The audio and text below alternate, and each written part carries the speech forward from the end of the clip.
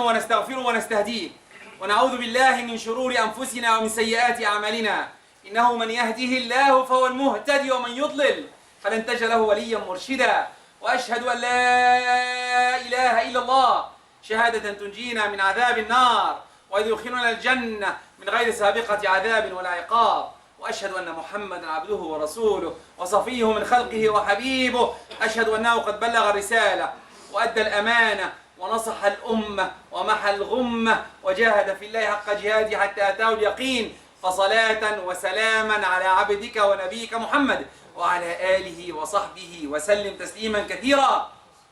يقول الله سبحانه وتعالى في محكم التنزيل ويقول الرسول صلى الله عليه وسلم كلكم راع وكلكم مسؤول عن رعيته. أما بعد, all praise to Allah, the one, the only, the one who should be worshipped. I bear witness that He is the creator of this universe and He is the one who should be worshipped. I bear witness that Muhammad alayhi salatu wassalam is His messenger, true mercy sent to us. If you follow His path, inshallah we'll be in Jannah. Amma ba'd, always we like to talk about our future. What are you going to do in the future? What's your plans? And everyone will say, I want, I want, I want. Which I agree. We need to talk about the future. What's the major things in future? In the Quran said, المال والبنون زينة الحياة الدنيا. المال والبنون زينة الحياة الدنيا. The money, the wealth, the health, and the kids, the youth, are the pleasure of this dunya. With that being said, I'm choosing the second part today. The kid, the youth, our youth. In our religion, in Islam, youth are chosen before even they're born. Before they are born, we prepare for them. Before they're born, yes, before they're born. How do you prepare for your kids before even they're born? First of all, you choose the right mother. And this is the khutbah itself.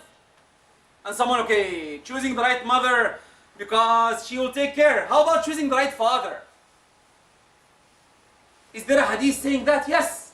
إن جاءكم من ترضون دينه وخلقه فزوجوه. If someone came and you believe that he's a good person Islamically and akhlaq, manners, immediately give him marriage. Accept his marriage.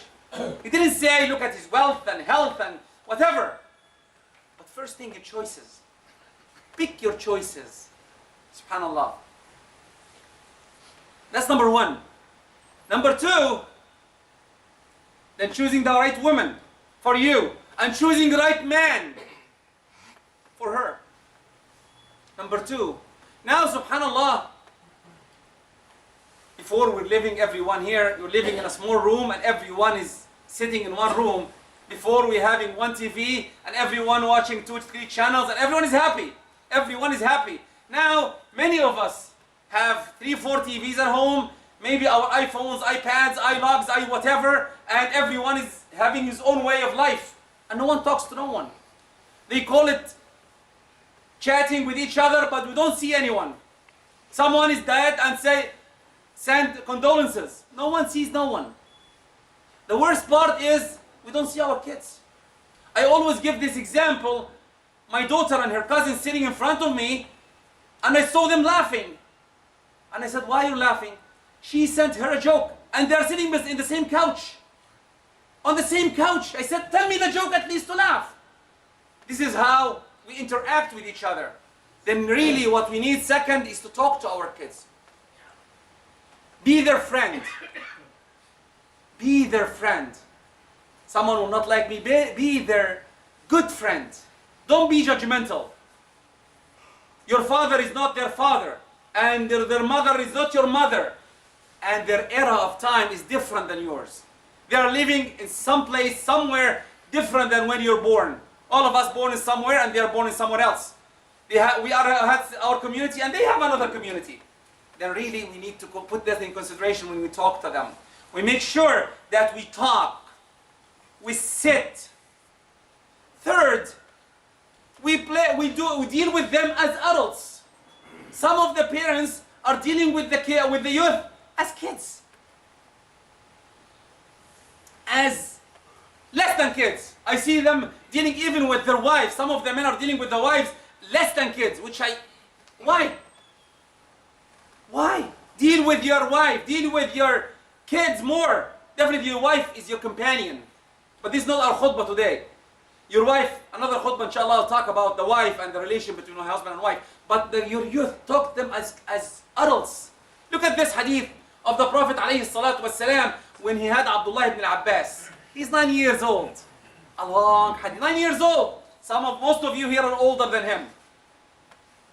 And he said, Ya ghulam, inni u'alimu kalimat. Oh, my son, let me teach you something about Islam.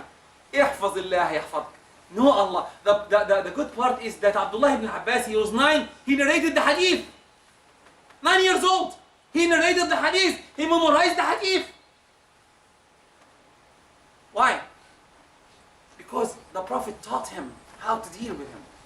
Sayyidina Anas, radiallahu anhu, he was his servant. He was young. 8 years old. And the Prophet sent him to buy something.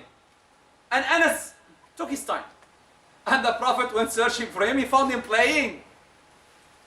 Yeah, and look at, wallahi, when you hear the story, it's beautiful. Yeah, Unais, did I send you? Unais, did I send you to this function for me? And I said, I'm sorry. He didn't beat him up. He didn't do anything more than that. He said, okay, go and get it now. He accepted that he's young. He sometimes gets distracted. We say back home, ليس الغبي بسيد في قومه ولكن سيد قومه يتغابى. The head of any house is not dumb.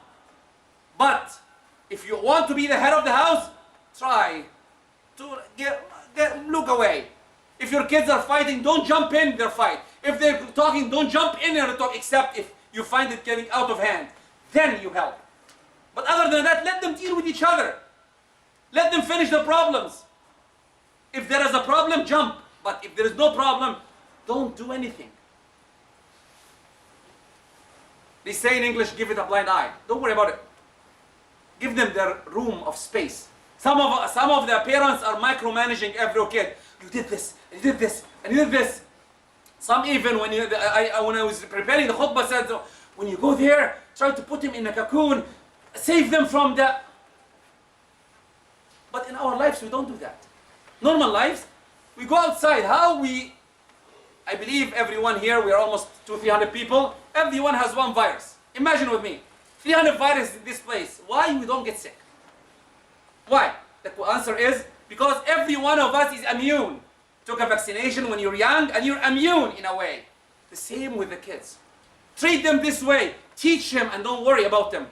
The hadith of the Prophet, which I always love and I always tell everyone, لاعبوهم سبعا.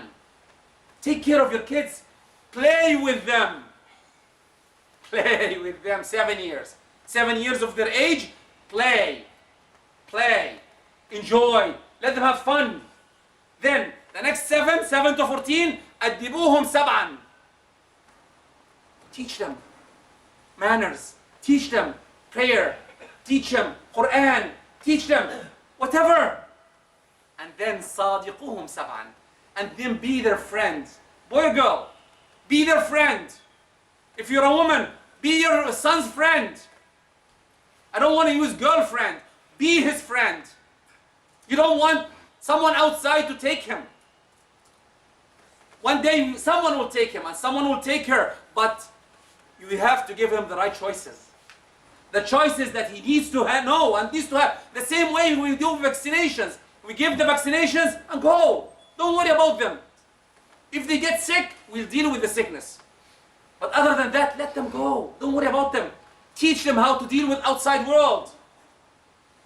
Deal with them as youth, as adults. Don't micromanage every part of their lives. Teach them, okay. And by the way, always remember, in the Quran, it's not written to just, some of us read it from Bismillah ar-Rahman ar-Rahim, Alif Lam Mim, and Qul A'udhu Rabbin Nas, and he tries to go through it. Tries to go that as much as fast as he can go, which is good, by the way. I'm not saying it's bad. It's good. But we need to reflect upon it. The ayah which I reflect today upon it is وَأْمُرْ أَهْلَكَ بِالصَّلَاةِ The Quran said, أمر أهلك بالصلاة. Tell your people, your family to pray. The prayer is the highest thing in Islam. What? And then أمر أهلك بالصلاة وافعلها. The Quran says, I know, don't worry. I know the ayah. اصبر عليها. He didn't say اصبر عليها. واصطبر. In Arabic, if you see the, more letters means more actions. More letters, any Arabic word, you add letters to it, it's more actions. واصطبر means make extra effort. This means what? If the kids are lazy one day, don't come and hit them by a stick. How dare you? Oh, the Prophet said, وَاضْرِبُوهُمْ عَلَيْهَا لَعَشْرًا. If they are 10, we'll beat them up. Did the Prophet do that? If anyone tells me this hadith, did the Prophet do that? No. Why the Prophet said that? To show the importance of prayer. Prayer is important. But again, if you tell your kid, if you touch the electricity, you'll die. You don't take your kid's hand and put in the electricity. You don't do that. Never do that. What you do, you teach him, if you put your hands in electricity, you'll die. You'll be hit. But imagine your kid now goes to the electricity and put his hand. What do? You leave him, okay, I told you, you die. And you watch him while he's dying? Or what you do? You immediately try to pull him away and do every major thing to stop the act. The same thing with the salah. The same thing with anything. You do enough, you teach him, وَاسْتَبِرْ عَلَيْهَا. What else? So many of us, we don't know who is our kids, our youth friends, our son or daughter friends.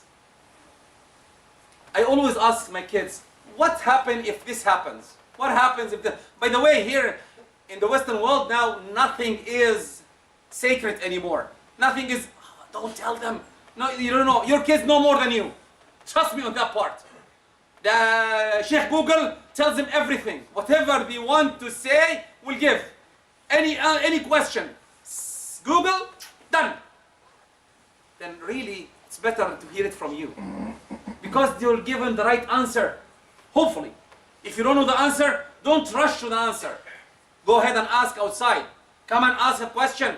What should I do if my son asks me this question? Or my son asks me this question. How should I answer him? Because some people jump. What should you do? It's haram! It's kafir! And the kid said, what? It's haram and kafir? Okay, you're dropped. I'll go to John to ask him what is right and what's wrong. He will tell him it's halal, definitely. Or Christine and Jessica, it's perfect. Have a boyfriend, who cares? Or John, come on. Your religion is. And where are you? And you don't know your kid is away after the fact. It's gone. He's gone away. Because you hit them with the word haram. Scary part, haram. Isn't it haram? It is haram. The Prophet ﷺ, did he use it? No. He used it when he needs to use it. When he tells him, how this happens to me, how do I get this? A gentleman came to the Prophet in front of every Sahabi sitting. We know this hadith, we hear it a lot, but no one understands it. Or if you understand this, we don't react on it. A man came to the Prophet ﷺ, a young man, and said to the Prophet, I want to commit adultery. Can I? And the Sahaba looked at him and said, you want to beat him up? How dare you ask for adultery? And the Prophet, look at that. Look at beautiful how the Prophet dealt with that and tried to understand. He's committing a high crime.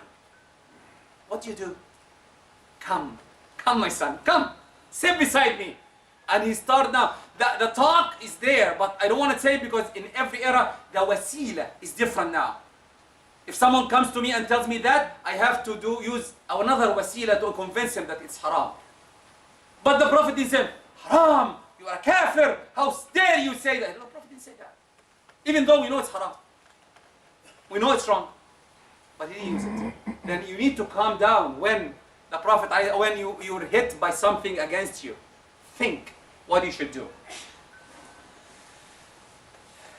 You need to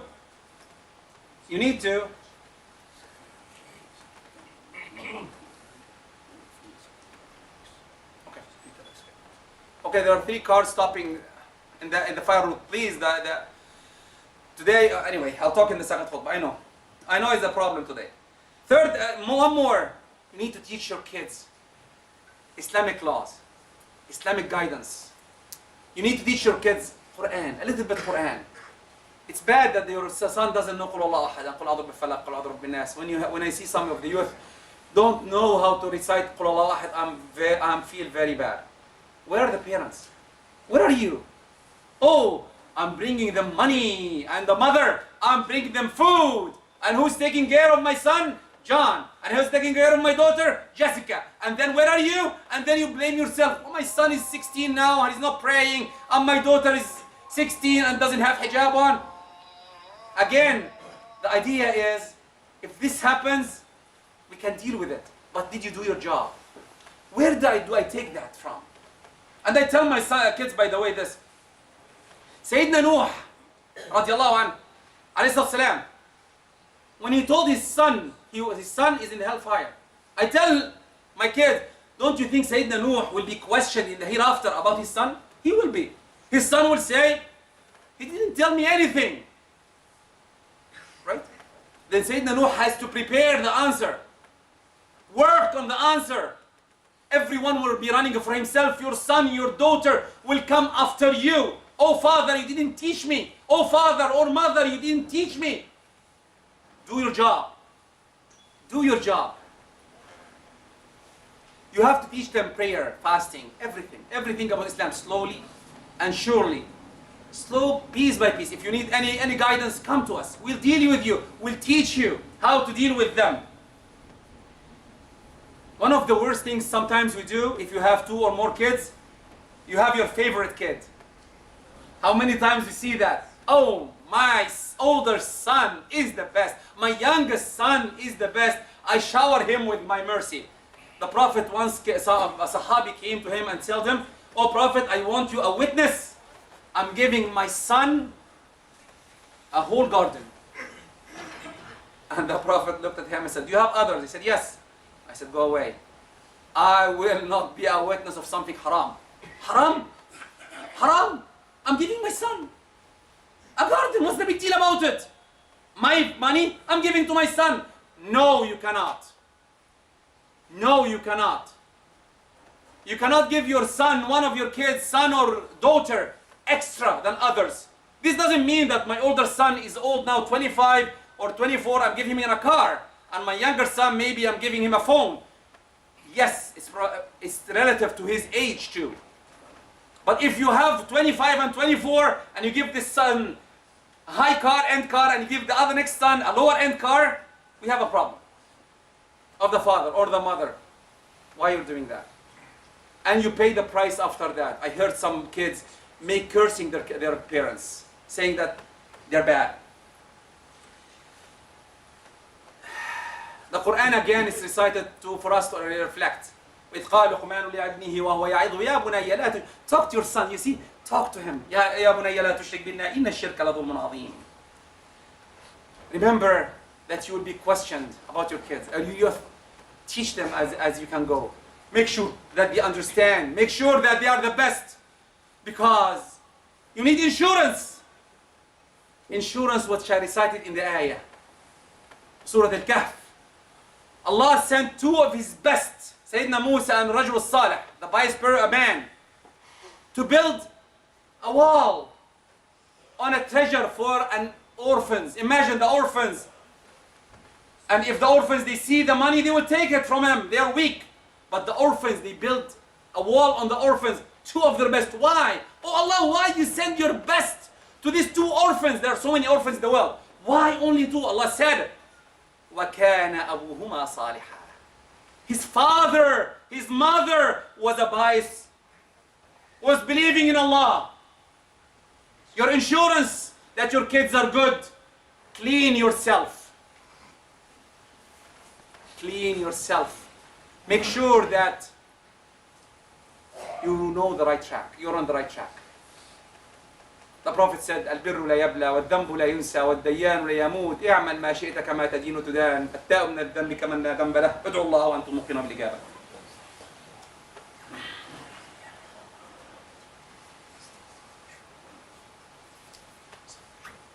إن الحمد لله نحمده ونستعينه ونستغفره ونستهديه ونعوذ بالله من شرور أنفسنا وسيئات أعمالنا. أما بعد, I talked in the first khutbah about the youth and how they are valuable to us. The second part of the khutbah, I'm choosing another one because everyone is asking me about what's happening Valentine's Day and Mother Day and Father Day. And every time we have this, someone will come to us and say, talk about it's haram. And he hit me with the part haram. And okay. Some people say it's haram and some people it's the goodness. Okay, what's the big deal? Hearts, some bears. Or the Mother Day, I remember my mother. And the Father Day, I remember my father gave him maybe a power tool. Or Halloween, I go and collect candy. What's the big deal? And I always say, let's drop all this talking. Haram or halal, it's a big issue. But who is creating that? Is it coming from religion? No religion is approving that. No religion. Why? Let's take the mothers, because Valentine is another thing. Take the mother. The mother, you are obliged to make dua to her every prayer. If you make dua to yourself without your parents, you are a sinner. Some of the ulama said that you're a sinner. You have to make dua to your because they are the most valuable. Then your mother is every day's happy birthday. Every day. It's not her birthday, nor his Eid. Then you have to make sure that your mother is the best to you, the most closer to you. أحسن الناس بحسن صحابتي. If you need chocolate, I tell my kids, I'll go to Walmart, Costco, and buy a whole bag of chocolate, $30 and give it to you. Is that what you want? I said, no, I want to go around. It's nice to see my friends. I said, okay, what's the need of it? Because the business wants you to buy. The idea is the corporations want you to buy. You want to be consumers. Every year you have to be buying a new tree and throwing the old one.